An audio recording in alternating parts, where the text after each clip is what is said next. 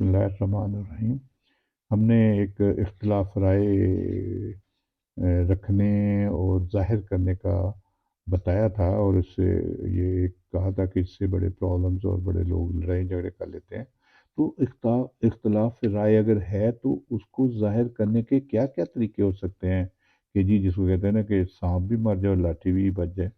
तो इसमें कुछ ऐसी चीज़ें हैं कि जी मसलन अगर कोई आप किसी से नुक्ता नज़र आपको पसंद नहीं है, तो आप मुख्तलिफ अल्फाज, अच्छे अल्फाज से उनको कह सकते हैं कि यार, मैं आपके नुक्ता नज़र की कदर करता हूँ, लेकिन मेरी सोच आपसे मुख्तलिफ है, मैं ज़रा और नज़रिए से सोचता हूँ। इसी तरह ये भी कह सकते हैं कि इस मामले में शायद मैं आपसे इत्तेफाक ना कर सकूँ, क्योंकि मैं और मेरी सोच या मेरा ख्याल कुछ और है।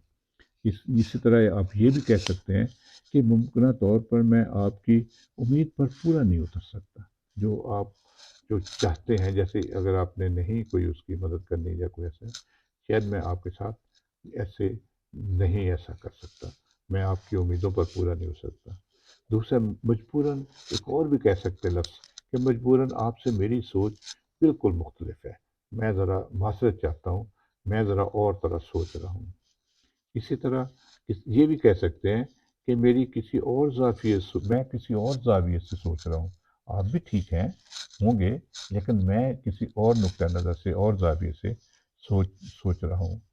ये एक तरीका है। और ये भी आप कह सकते हैं कि आपका कहना बजा, लेकिन मेरी सोच आपसे बहुत मुख्तलिफ है। मैं इसको एक और अंदाज से सोच रहा हूँ, इसलिए मैं आपसे मुत्तफ़िक नहीं हो सकता।